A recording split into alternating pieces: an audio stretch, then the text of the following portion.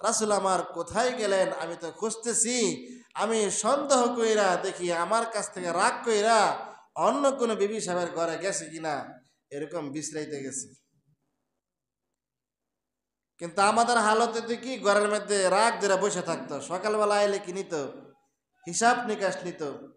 কিন্তু না, আম্মা জান আয়েশা রাদিয়াল্লাহু তাআলা আনহা উনি ওনার অন্য অন্য সতীনদের ঘরের মধ্যে গেছেন যে আমার স্বামী আমার কাছ থেকে রাগ কইরা অন্য কোথাও গেছে কিনা।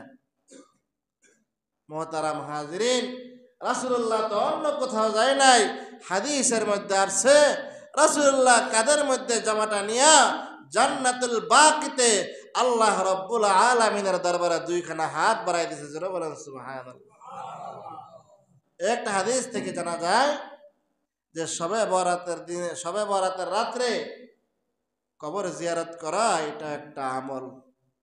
কবর জিয়ারত করা, আমার কথা বুঝছেন না আপনারা? রাসূলুল্লাহকে দল বাঁধা গেছিলেন না একা একা গেছিলেন? জোরে বলেন। কিন্তু আমরা যাই মাগার দল বাঁধা, কি যাই? দল বাঁধা যাই না। যদি কেউ সবাই ইনফারাদে আলাদা আলাদা যায়, সেখানে গিয়া যদি একত্রিত হয়, সেখানে গিয়া যদি আপনি মসজিদের ইমাম সাহেব পান, বা যারা পাঁচ ওয়াক্ত নামাজ কালাম পড়ে বা দাড়ি মারি আছে, হ্যাঁ একটু মোনাজাত করতে পারে, সেখানে গিয়ে যদি আপনি এরকম ব্যবস্থাপনা হয়, তখন একটু কি তোলা, হাত তোলা। কিন্তু যাওয়ার সময় দলবদ্ধভাবে গেলেন, এক অপরকে ডাইকা নিয়ে গেলেন, এটা সম্পূর্ণ রাসূলুল্লাহ সাল্লাল্লাহু আলাইহি সাল্লামের আদর্শের খেলাফ। কথা বুঝছেন আমার? রাসূলুল্লাহ সাল্লাল্লাহু আলাইহি সাল্লাম অন্যত্র হাদিসের মধ্যে বলেন, তোমরা বেশি বেশি কবর জিয়ারত করো, প্রতিদিন 20 থেকে 30 বার মৃত্যুর কথা স্মরণ করো, বেশি বেশি কবর জিয়ারত করো। যত বেশি কবর জিয়ারত করবা, তত বেশি তোমার অন্তরের মধ্যে জাহান্নামের আযাবের ভয় ঢুকবে, জাহান্নামের জংকারের ভয় ঢুকবে, জাহান্নামের আগুনের ভয় ঢুকবে, জাহান্নামের আযাবের ভয় ঢুকবে। যত বেশি বেশি কবর জিয়ারত করবা, তত বেশি তোমার অন্তরের মধ্যে জাহান্নামের আযাবের ভয় ঢুকবে। যত বেশি তোমার অন্তরের মধ্যে জাহান্নামের আযাবের ভয় ঢুকবে, তুমি তত বেশি আল্লাহ রাব্বুল আলামিনের গোলামি করার জন্য পাগল হয়ে যাইবা। বেশি বেশি বলছে কবর জিয়ারত করতে। আমরা তো সকাল সন্ধ্যা কবরস্থানের পাশ দিয়া যাই, কিন্তু একটু জিয়ারতের কথা মনে হয় না। শবে বরাত আর ঈদের দিন হইলে জিয়ারতের কথা কি হয়? মনে হয়। বেশি বেশি কবর জিয়ারত করা, সকাল সন্ধ্যা প্রতিদিন কমপক্ষে 20 বার মৃত্যুর কথা স্মরণ করা। যেই ব্যক্তি কমপক্ষে 20 বার মৃত্যুর কথা স্মরণ করব, জীবনে মিশা কথা কইব? হ্যাঁ হ্যাঁ, বাইরে একটা মিশা কথা কোন যাব? যেই ব্যক্তি 20 বার মৃত্যুর কথা স্মরণ করব, জীবনে নামাজ মিস দিব? জোরে বলে, নামাজ মিস দিত। ভাইয়েরা আমার, বলতেছিলাম এই রাত্রটা হলো মুক্তির রাত্র। এই রাত্রে আল্লাহ রাব্বুল আলামিন মানুষদেরকে মাফ করে দেন। শুধু তাই নয়, এই রাত্রে আল্লাহ রাব্বুল আলামিন আগামী 1 বছর পর্যন্ত আমি যা খাবো আল্লাহ রাব্বুল আলামিন আমার রিজিকের ফয়সালা করেন। জোরে বলেন সুবহানাল্লাহ।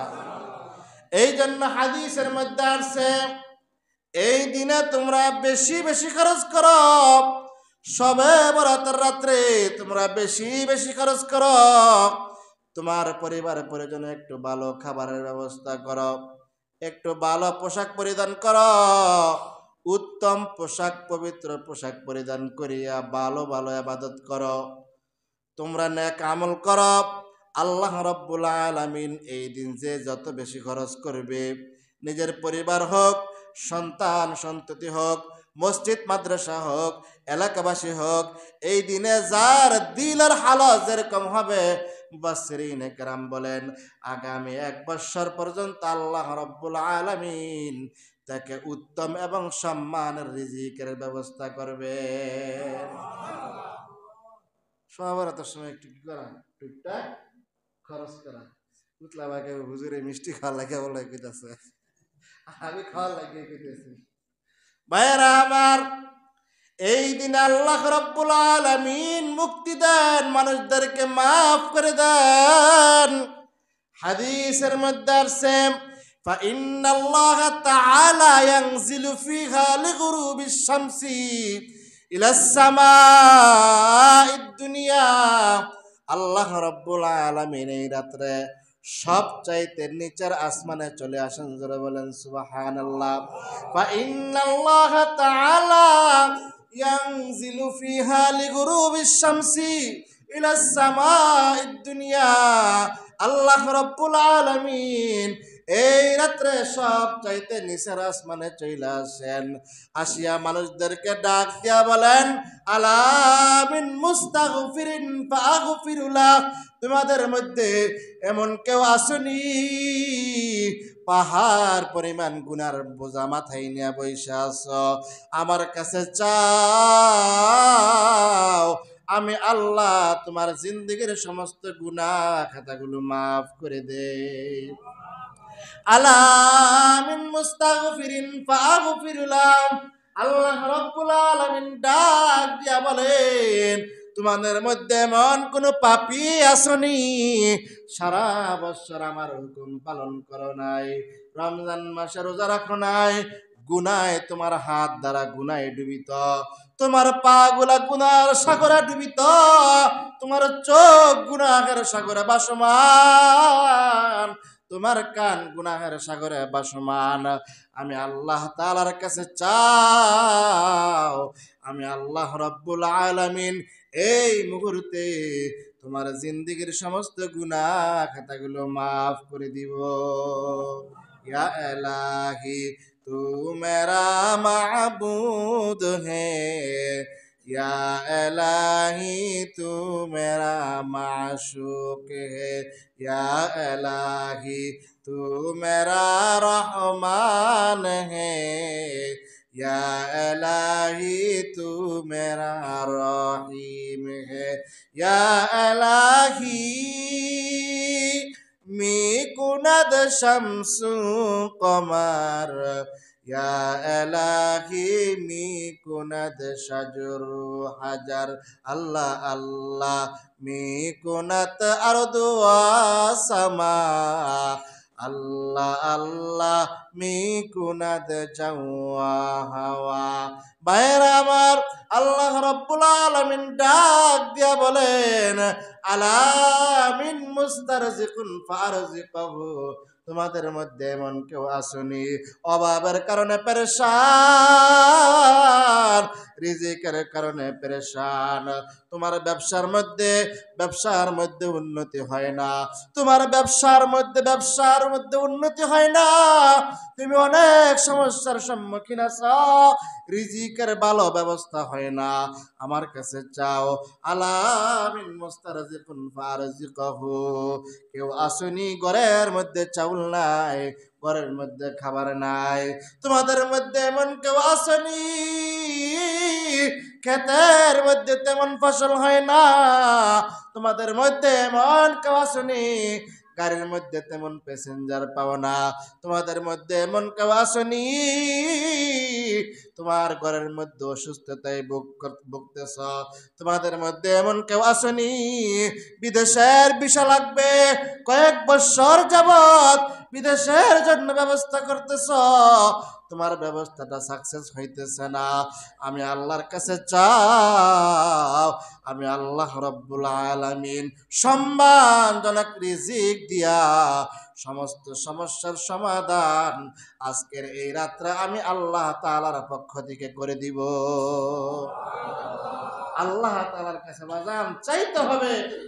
এই হাদিসের মধ্যে আছে আল্লাহ তাআলা প্রত্যেকটা বান্দাকে ডাক দিয়া বলেন, বান্দা তোমার রিজিকের সমস্যা আমার কাছে চাও, তোমার টাকার সমস্যা আমার কাছে চাও, তোমার চাউলের সমস্যা আমার কাছে চাও, তোমার খেত খাবার সমস্যা আমার কাছে চাও, তোমার পোশাকের সমস্যা আমার কাছে চাও, তুমি ঋণগ্রস্ত আমার কাছে চাও, দুনিয়ার যা কিছু লাগবে আমার কাছে চাও, তোমার জান্নাত লাগবে আমার কাছে চাও, তোমার জাহান্নাম লাগবে, জাহান্নাম থেকে মুক্তির দরকার আমার কাছে চাও, আমি আল্লাহ আজকের এই রাত্রে তোমাকে জাহান্নাম থেকে মুক্তি দিয়া জান্নাতের মেহমান বানাই দিলাম।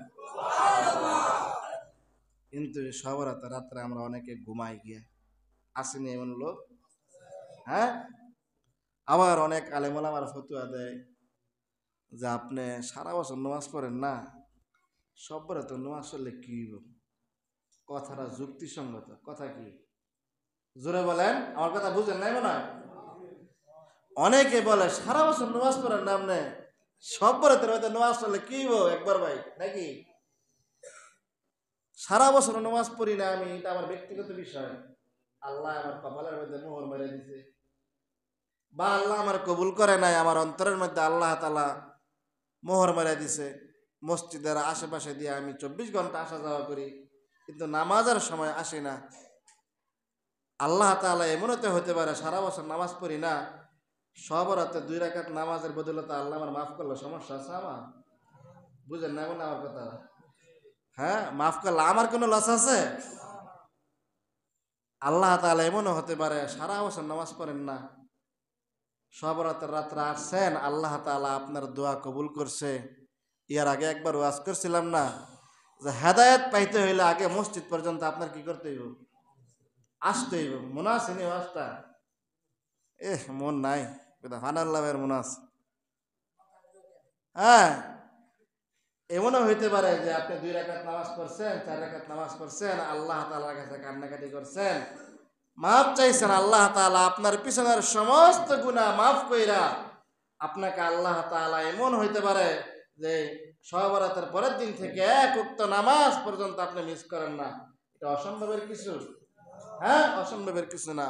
এই জন্য ভাইরা আমার, হাদিসের মধ্যে আল্লাহর পয়গম্বর বলেন ফা ইন্নাল্লাহা তাআলা ইয়ানজিলু ফিহা লিগুরুবিশ শামসি ইলাস সামাঈদ দুনিয়া। ফেরেশতা জিবরাইল আলাইহিস সালাতু ওয়াস সালাম আল্লাহ রাব্বুল আলামিন নিচের আসমানে আসিয়া জিবরাইল আলাইহিস সালাতু ওয়াস সালামকে দুনিয়ার মধ্যে পাঠায় দেয়, আর আল্লাহ রাব্বুল আলামিন নিচের আসমানে বসিয়া দুনিয়ার মানুষদেরকে ডাইকা ডাইকা বলেন, আলা মিন মুস্তাগফিরিন ফাগফিরুলা, আলা মিন মুস্তারজিকুন ফারজিকহু, আলা কাদা আলা কাদা। ফজর পর্যন্ত আল্লাহ রাব্বুল আলামিন, ফজর পর্যন্ত আল্লাহ রাব্বুল আলামিন দুনিয়ার মানুষদেরকে এরকম ডাইকা ডাইকা বলেন, তুমি অসুস্থ, আমার কাছে চাও, আমি আল্লাহ তাআলা সুস্থ করে দেই। তোমার টাকা লাগবে, আমার কাছে চাও, আমি আল্লাহ তাআলা তোমাকে টাকার ব্যবস্থা করে দেই।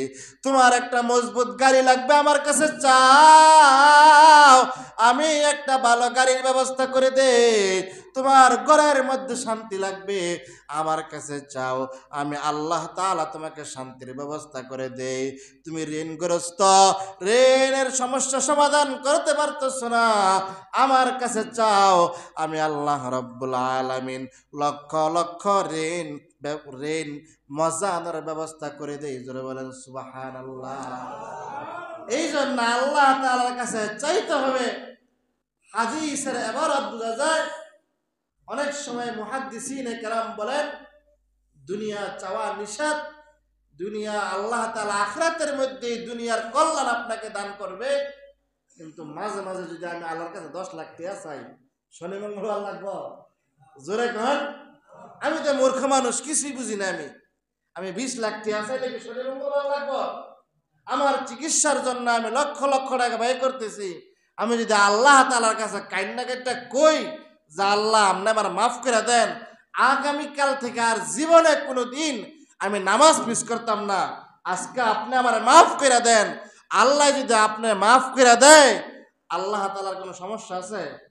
হাদিসের মধ্যে আছে দুনিয়ার সমস্ত মাখলুক যদি আল্লাহ তাআলার কুদরতি দরবারে লাগাতার কোটি কোটি বছর সেজদায় পড়ে থাকে, আল্লাহর মনে লাভ হয়ে যাবে। জোরে বলেন, যদি দুনিয়ার কোনো মাখলুক আল্লাহর নাম নেয় না, আল্লাহকে স্মরণ করে না, আল্লাহর জিকির করে না, আল্লাহর তাসবিহ তাহলিল করে না, আল্লাহ তাআলার পবিত্রতা প্রকাশ করে না, আল্লাহর কদমে সিজদা দিব তো অনেক দূরের কথা। এতে মনে আল্লাহ কানব? হ্যাঁ, আল্লাহ লস হয়ে যাবো গা? কিচ্ছু হইতো না, কিচ্ছু হবে না। এই জন্য আল্লাহ তাআলার কাছে চাওয়ার মতো যদি চাইতে পারি, আল্লাহ তাআলা অবশ্যই আমাদেরকে দান করবেন। চাওয়ার মতো চাইতে হবে, বলার মতো আল্লাহ তাআলার কাছে বলতে হবে। ভিক্ষা হইল দুই ধরনের।